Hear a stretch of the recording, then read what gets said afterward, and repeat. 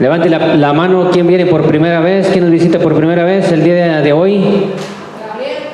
Gabriel, bienvenido, un aplauso para el hermano Gabriel.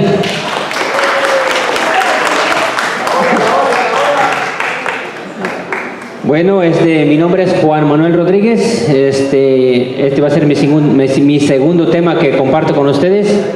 Había compartido con ustedes el tema del Padre. El día de hoy quiero compartir el tema de Biblia y tradición.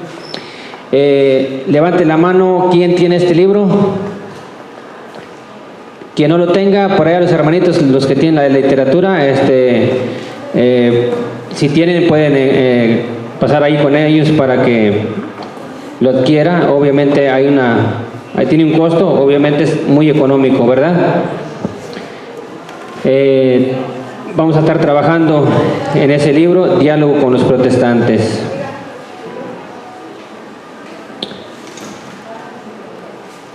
Bien, ¿cuál es la definición de la palabra Biblia?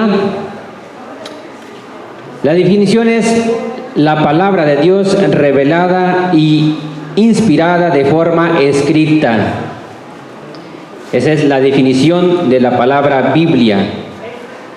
Es la palabra de Dios revelada e inspirada de forma escrita. Lo vuelvo a repetir por si alguien lo puede anotar. ¿Cuál es la definición de la palabra Biblia? Es la palabra de Dios revelada e inspirada de forma escrita.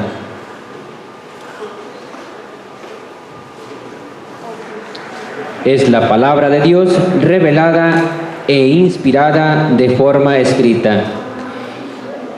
Y para los que tienen el libro del Diálogo con los Protestantes, vamos a pasar en la página 42.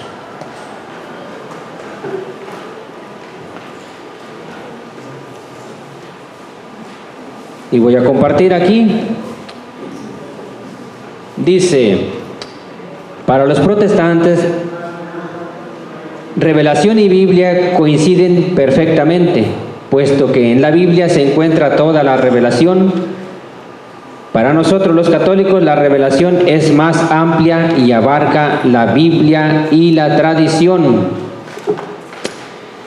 Gracias a nuestro fundador, Padre Flaviano Matuli, tenemos mucha literatura, de manera que podemos entender, comprender lo que el Señor nos ha revelado a través de su palabra, a través también de la tradición.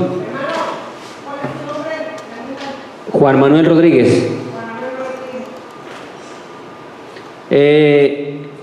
Siguiente dice, la revelación es la manifestación de Dios y de su voluntad acerca de nuestra salvación. Esta contiene dos elementos, verdades que hay que creer y mandamientos que hay que observar. Además, se realiza mediante hechos y palabras íntimamente ligados entre sí. Hay dos tipos de revelaciones. La primera es la revelación natural y la segunda, revelación sobrenatural o divina. La revelación natural dice, Dios empezó a revelarse, manifestarse mediante la creación. Todo lo que nos rodea nos habla de la existencia, del poder y del amor de Dios. Todo lo que vemos representa una huella de su presencia. Vemos cómo en el principio Dios crió todo el universo, el cielo y las estrellas, con una palabra, hágase. Hágase la luz y se hizo la luz. Hágase el firmamento y se hizo con su palabra. La palabra de Dios tiene poder. También hizo las plantas, las flores, los animalitos y todo eso, y todo existe por Dios, por la palabra de Dios.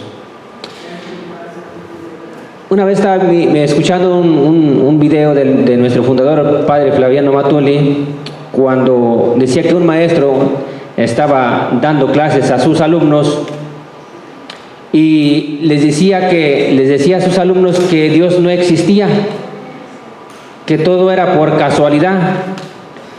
Yo y usted tenemos pies por casualidad, tenemos ojos por casualidad, todo lo que existe es por casualidad. Se llegó la hora del recreo y salieron todos los alumnos y un alumno le puso en el pizarrón: el padre es un burro. Y cuando regresaron, inmediatamente el maestro es un burro. Cuando regresaron todos los alumnos, el maestro inmediatamente se fijó al pizarrón y lo que dijo: ¿quién escribió el maestro es un burro? Y todos callados. Al último un alumno se puso de pie y dijo: es por pura casualidad, es casualidad.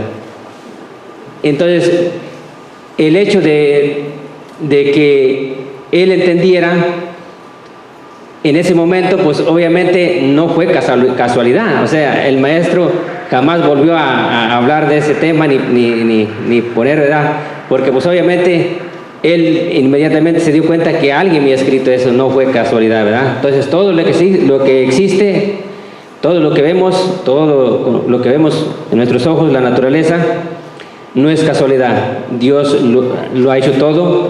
Y por eso también ahí en ese librito donde estábamos, en la página 42, cita una cita muy bonita, que aquí viene el contenido de Romanos 1:19-20, dice: en realidad lo que se puede conocer de Dios no es un secreto para ellos, pues Dios mismo se los dio a conocer.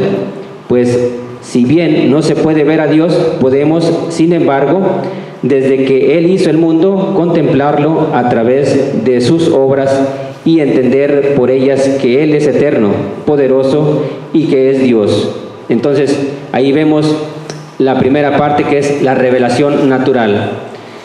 Y vamos a pasar a la otra parte, donde dice revelación sobrenatural o divina. Tratándose de un conocimiento algo difícil, desde la antigüedad, Dios empezó a revelarse mediante los profetas, realizando un contacto más directo con los hombres. Cristo, con su presencia y manifestación, con sus palabras y obras, signos y milagros, sobre todo con su muerte y gloriosa resurrección, con Él envió del Espíritu de verdad. Lleva a plenitud toda la revelación. Entonces vemos aquí la otra parte de la revelación divina. Entonces vamos viendo aquí lo que es la revelación natural y la revelación divina. Entonces, la Biblia es como una biblioteca donde se tienen muchos libros bien ordenados para la lectura. Vamos a pasar en el primer texto bíblico, en Juan 21. Vamos a ver, adelante. Juan 21, 24, 25.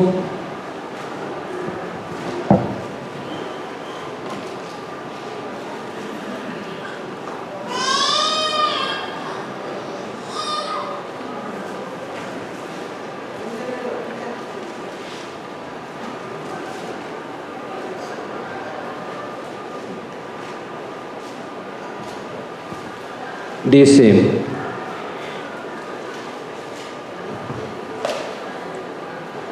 ¿ya todos tienen el texto?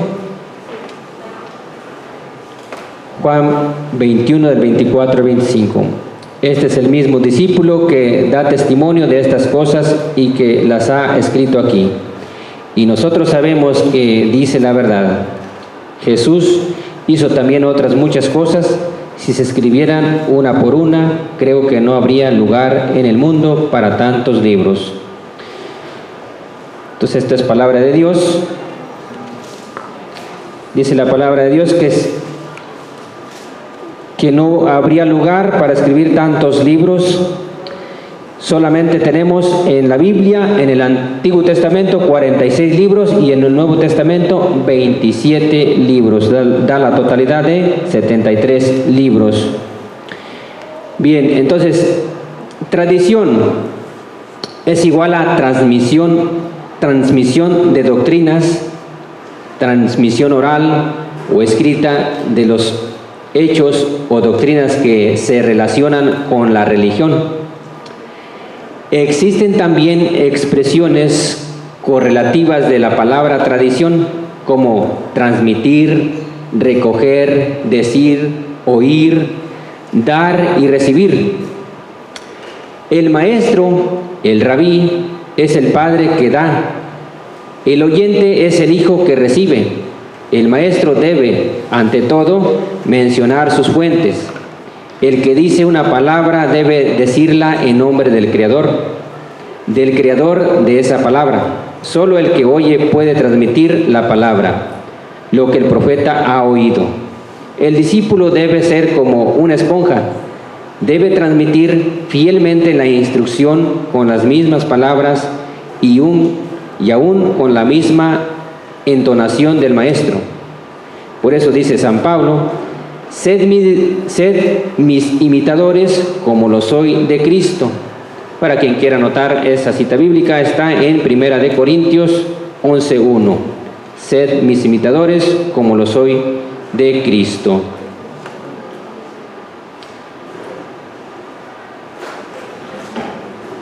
Primera carta de San Pablo a los Corintios, capítulo 11, versículo 1, para si alguien quiere anotar esa cita bíblica, donde dice: sed mis imitadores como lo soy de Cristo. Es capítulo 11, versículo 1, de la primera carta de San Pablo a los Corintios. Como transmitir, recoger, decir, oír, dar y recibir. No sé qué está pasando. El rabí es el padre que da. El oyente es el hijo que recibe. ¿Qué está pasando? ¿Es casualidad? La parabólica. Bueno. ¿Quién mantiene la tradición? La sucesión apostólica, de generación en generación, de persona a persona. Y la única iglesia que tiene la sucesión apostólica es la Iglesia Católica, la Iglesia de Cristo. Desde el primer Papa, San Pedro, San Lino, San Anacleto, y los últimos papas, que fue San Juan Pablo II, Benedicto XVI, y el último Papa, San Francisco, que desde Pedro hasta el Papa Francisco van 266 papas. Y algo muy bonito que nos dijo nuestro obispo Edgar cuando nos fue a visitar a nuestra parroquia, al Buen Pastor, cuando fue a dar la confirmación, decía esto: la única iglesia que tiene la sucesión apostólica es la Iglesia Católica, la Iglesia de Cristo. Las demás denominaciones que no son católicas no tienen esto, lo que es la sucesión apostólica. Y decía, desde Pedro hasta Francisco no hay una ruptura. Es la sucesión apostólica. Y la sucesión apostólica se da con la imposición de manos. Entonces se va transmitiendo de generación en generación, de papa al siguiente que es elegido, ¿verdad? También nuestro obispo decía, la única iglesia verdadera, decía Mateo 16:18, citaba la cita, ¿verdad? Donde decía: y yo a mi vez te digo que tú eres Pedro, y sobre esta piedra edificaré mi iglesia. Y entonces decía toda la comunidad que estaba, decía: sean fuertes en su iglesia, sean fuertes en su familia, sean fuertes en su fe. Pero para ser fuertes necesitamos conocer de Cristo, necesitamos conocer de las Sagradas Escrituras, necesitamos conocer de la Biblia, necesitamos conocer de la tradición, para de esa manera nosotros estar fortalecidos, estar siempre fortalecidos, y de esa manera también fortalecer la fe de otros hermanos que quizás se han alejado de la iglesia, y tratar de animarlos y de fortalecerlos, y que permanezcan siempre firmes y fieles en su iglesia. Para los que tienen el catecismo de la iglesia, voy a citar en un numeral del catecismo de la iglesia. Si usted no lo tiene, bueno, yo tengo pero quizás usted pueda tener otro, Quizás no lo traiga aquí, pero lo tenga en su casa, anote el numeral. Si alguien tiene este catecismo en su casa, va a estar este catecismo va a estar en la página 31 y el numeral va a ser el 80. Y lo voy a leer.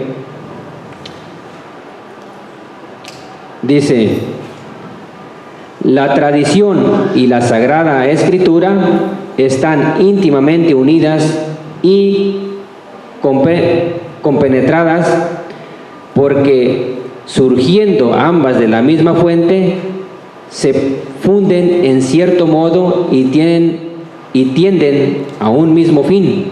Una y otra hacen presente y fecundo en la Iglesia el misterio de Cristo, que ha prometido estar con los suyos para siempre hasta el fin del mundo. Entonces, aquí ya vemos esas hermosas palabras del Catecismo de la Iglesia. Lo voy a repetir, está en la página 31 y el numeral 80, para que usted lo anote, y si lo tiene en su casa, pues le dé un repaso y una visitada. Vamos a pasar ahora al libro que viene siendo el libro de Diálogo con los Protestantes, en la página 108.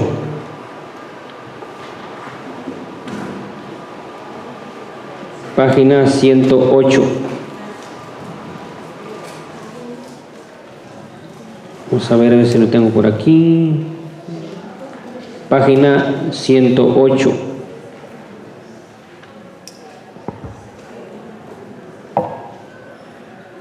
Dice: cuando Jesús envió a los apóstoles, no les ordenó que escribieran su mensaje, sino que lo anunciaran. Además, lo que se escribió no fue todo lo que dijo e hizo Jesús. Por lo tanto, el mensaje transmitido de generación en generación en la Iglesia es más amplio de lo que se escribió y resulta de mucha utilidad para entender lo que fue escrito en el Nuevo Testamento. El mensaje escuchado por boca de Jesús, vivido, elaborado y transmitido por los apóstoles, se llama tradición apostólica. ¿Cómo se manifiesta esta tradición viva de la Iglesia? Mediante la enseñanza del Papa y los obispos, cuando se reúnen en forma solemne, concilios, sínodos episcopales, conferencias episcopales, o cuando orientan a la comunidad en forma ordinaria. Al enseñar alguna doctrina, están presentando la tradición viva de la Iglesia y por lo tanto están dando el sentido auténtico de las verdades contenidas en la Biblia. Naturalmente se necesita que haya cierta unanimidad y se presenta algo como doctrina y no como opinión. Los símbolos de la fe y las definiciones solemnes de los concilios y del Papa representan la máxima expresión de la tradición viva de la Iglesia. También es muy importante examinar los escritos de los obispos y escritores eclesiásticos de los primeros siglos de la Iglesia. Son testigos de la mentalidad de la Iglesia primitiva que se formó a raíz de la predicación apostólica. Si hay uniformidad sobre ciertos aspectos, ofrecen válidas razones para interpretar correctamente las verdades contenidas en la Biblia. Los catecismos, la liturgia, el arte cristiano y el derecho canónico manifiestan el sentir de la Iglesia y por lo tanto son medios importantes para descubrir la revelación que sigue transmitiéndose de generación en generación. También el sentido común de los fieles, cuando afirma una determinada doctrina, es expresión de la tradición viva de la Iglesia y por lo tanto es de suma importancia para poder interpretar correctamente la Biblia. Hay muchos hermanitos separados que dicen que solo la Biblia basta y que la Iglesia no importa, lo cual se equivocan, porque la Iglesia es la más importante, que fue la que hizo las Sagradas Escrituras, y gracias a la Iglesia Católica los hermanos separados tienen la Biblia. Vamos a pasar a Marcos 1, 14 al 15.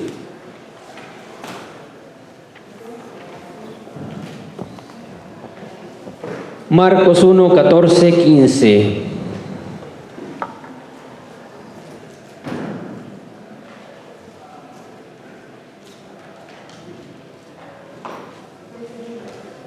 Dice: después de que tomaron preso a Juan, Jesús fue a Galilea y empezó a proclamar la buena nueva de Dios. Decía: el tiempo se ha cumplido, el reino de Dios está cerca, renuncien a su mal camino y crean en la buena nueva. Entonces, viendo Jesús, dice, después de que tomaron preso a Juan, Jesús fue a Galilea y empezó a proclamar la buena nueva.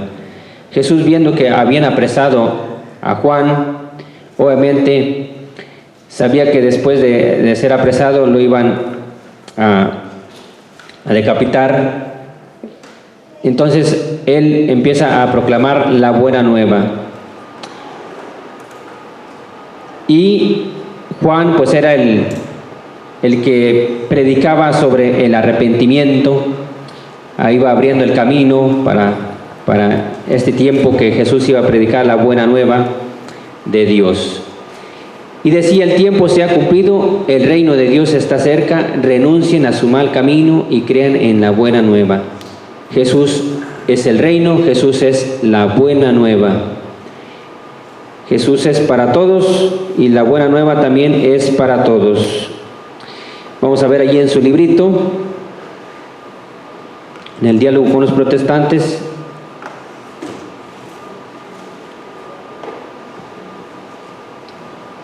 en la página 43 dice: es decir, dejen su manera de pensar y actuar y crean en mí, que soy el Evangelio de Dios.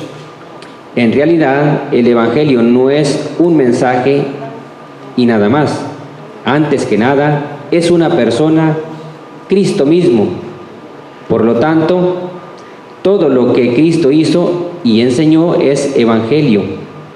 Es decir, buena noticia en cuanto manifiesta el poder y el amor de Dios en nuestro favor. Entonces vemos aquí que Jesús es la buena nueva y Jesús nos habla en su palabra. Dice: arrepiéntanse y crean. Dice: el tiempo se ha cumplido. El tiempo para nosotros es este tiempo, el que estamos viviendo ahorita, para cada uno de nosotros, de arrepentirnos, de tratar de esforzarnos a través de escuchando la palabra del Señor, de hacer viva esa palabra en cada uno de nosotros, de ir mirándonos en nuestro interior para poder ir poniendo en práctica lo que aquí estamos aprendiendo, lo que estamos escuchando de la palabra del Señor, y a través de la palabra ir sabiendo qué es lo que el Señor quiere de mí, qué es lo que el Señor quiere que yo deje, porque es muy fácil involucrarse uno en cosas pecaminosas que nos aparta de Dios, que nos aparta de querer estudiar la palabra de Dios.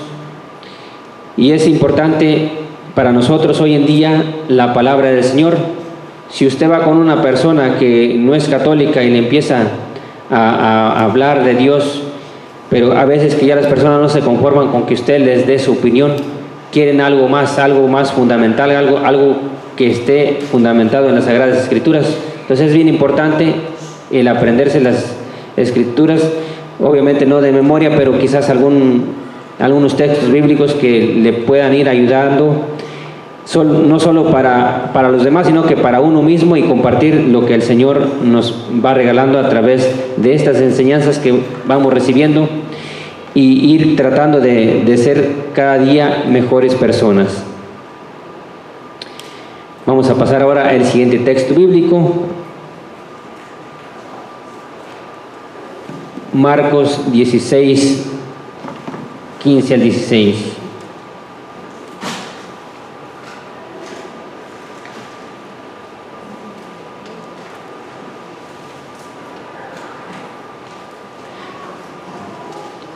Marcos 16, 15 al 16.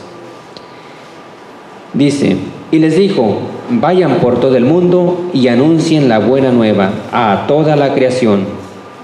El que crea y se bautice se salvará. El que se niegue a creer será condenado. Dice, vayan por todo el mundo y anuncien la buena nueva, o sea, anuncien a Cristo. Si por ejemplo en aquel tiempo, si imagínense en la época de Jesús, no había libretas, no había lapiceros, no había imprensas, ¿cómo se llama? Donde podían mandar a hacer libros y todo eso. Ajá, exactamente. Gracias, hermanita. Y después que empezaron a utilizar los pergaminos y todo eso, entonces los apóstoles iban predicando lo que escuchaban de Jesús y pues obviamente pues cuando empezaron a morir algunos de ellos pues se vieron necesitados en poder plasmar lo que habían escuchado de viva voz de Jesús, de estar cara a cara escuchando eso. Pues hubo quien empezó a hacer cartas para ciertas comunidades. Por ejemplo, están las cartas que fueron dirigidas a los de Galacia, a los de Éfeso, los de Corinto, y un obispo de la Iglesia Católica fue la que recolectó esas cartas, y pues ahí fue donde se conformó lo que fue el Nuevo Testamento, y pues fue algo muy bonito para la Iglesia, ¿verdad? El tener el Nuevo Testamento. El Antiguo Testamento ya existía antes de Cristo. De hecho, Cristo cuando empezó a predicar citaba ya algunas citas bíblicas que estaban en el Antiguo Testamento. No sé si ustedes recuerdan cuando el Espíritu Santo llevó a Jesús al desierto y Satanás también lo fue tentado, ¿verdad? Y pues Satanás le daba a entender también con citas bíblicas, y Jesús también le respondía. Obviamente no menciona el capítulo y versículo, pero se estaban dialogando y pues con lo que dice la palabra de Dios, ¿verdad? Entonces el Papa Francisco una vez decía, con el diablo no se dialoga. Entonces el diablo es muy astuto, que nos hace caer. Entonces conoce también nuestras debilidades y hay que tener mucho cuidado con eso, ¿verdad? El que no cree ya está condenado por no haber creído, por no creer en Cristo, por no creer en su palabra. Entonces es bien importante creerle a Cristo, y una de las cosas que no hizo Satanás fue obedecerle, hacer su voluntad. Él conoce a Cristo y se sabe la Biblia también, pero él no hizo la voluntad. Es por eso que como él no hizo la voluntad, no se quiso someter al Señor, a nuestro Dios, pues fue arrojado con todos los seguidores de Satanás por no haber creído, por no hacer la voluntad de Dios. Entonces es importante no solo creer, sino también hacer la voluntad de Dios.